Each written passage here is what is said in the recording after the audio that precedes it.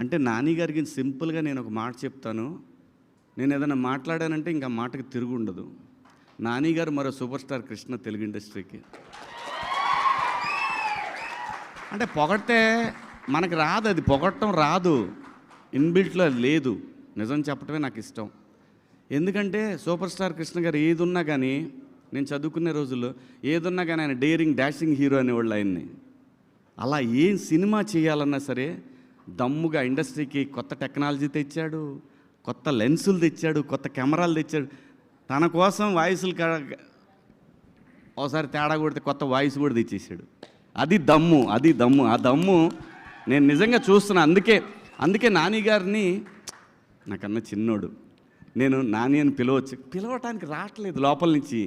ఆ respect towards cinema పట్ల తనకున్న అంకిత భావం, ఆ మర్యాదను ఇవ్వాలనిపిస్తుంది, రావట్లేదు అట్లన్నా.